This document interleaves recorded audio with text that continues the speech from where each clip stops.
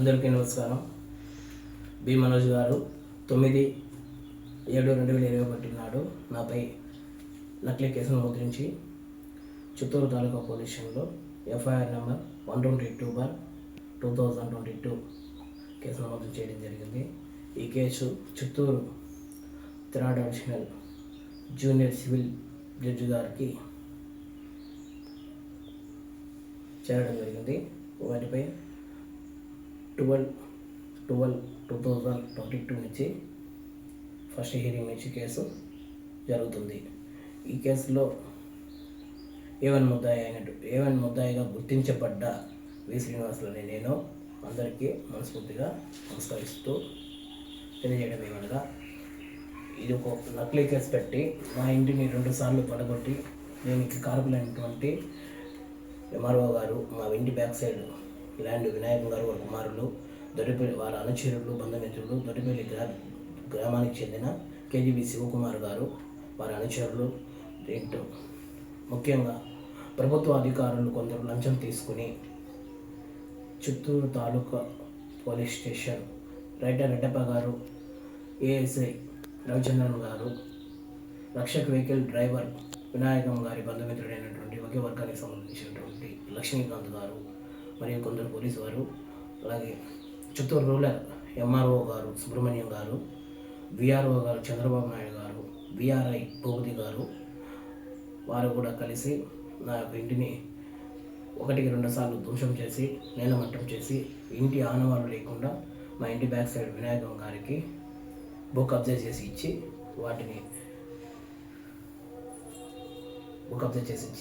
నా యొక్క ఇంటిని వారు ఆదిలక్ష్మి మా ఇంటి పక్కన ఉన్నటువంటి ఆదిలక్ష్మి బాత్రూమ్ వరకు కాంపౌండ్ వాళ్ళు వేసుకొని నా యొక్క ఇంటిని భూ కబ్జా చేశారు. వాటికి సంబంధించి 27/11/2025 ఈ దినము చిత్తూరు జిల్లా జూనియర్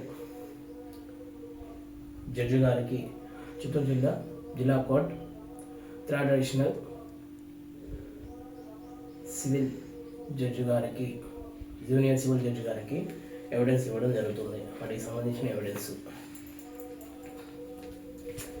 పిటిషన్ అర్జీ ద్వారా ఈ దినము 27/11/2025 అర్జీ ద్వారా కోర్టు వారికి third additional junior civil judge గారికి ఇవ్వడం జరుగుతుంది.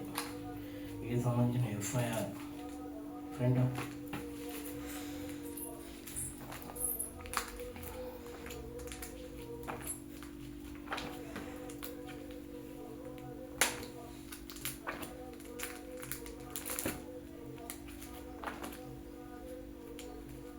వీటికి సంబంధించి కొన్ని ఆధారాలు ఫొటోస్ ద్వారా మరియు పెన్ డ్రైవ్ ద్వారా వీడియోస్ని కోర్టు వారికి సమర్పిస్తున్నాం.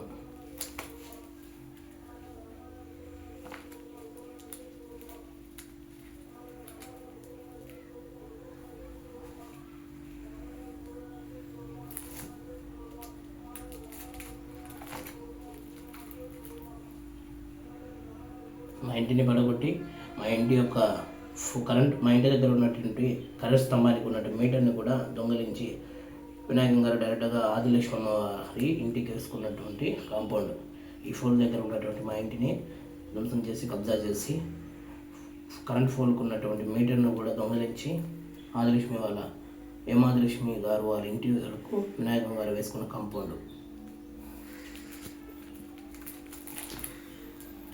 2021 ఏప్రిల్ 5న 40 సంవత్సరాల కాపురం ఉన్నటువంటి ఇంటిని పడగొట్టినటువంటి దృశ్యాలు.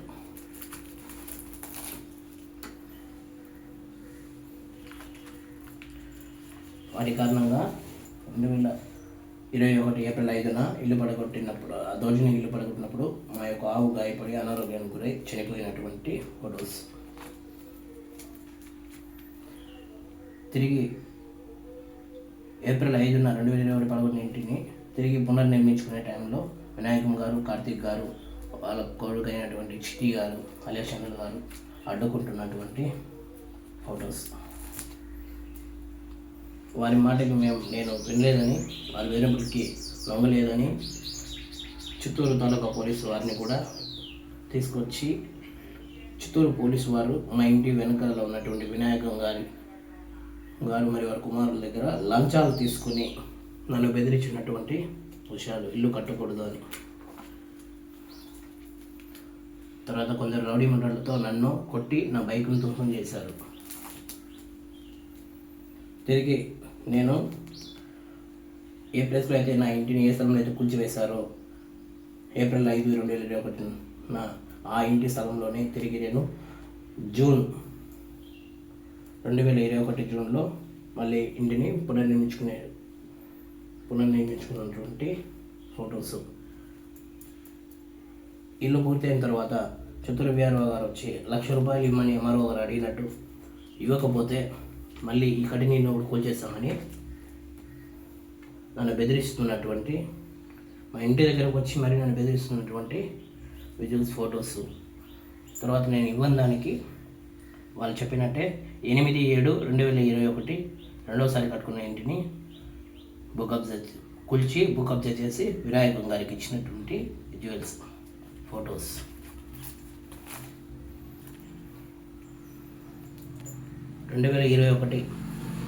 ఏప్రిల్ 4న 3న ఉన్నటువంటి ఇంటిని ఏప్రిల్ 5వ తేదీ 2021 రౌడీలు కలిసి ఇలా చేసి ఇంటి వెనుక ఉన్నటువంటి వినాయకం గారి పెద్ద కుమారుడు పైని గారు జెసిబి తీసుకొచ్చి కార్తీక్ గారు ఇల్లు పడగొట్టి, కార్తీక్ గారు ఆ పడగొట్టిన ఇంటిని కూడా లెవెల్ చేసేసే, డోసింగ్ చేసి లెవెల్ చేసేసే అని చెప్పి జెసిబి డ్రైవర్తో చెప్పి వెళ్తున్నటువంటి దృశ్యాలు. నమస్కారం.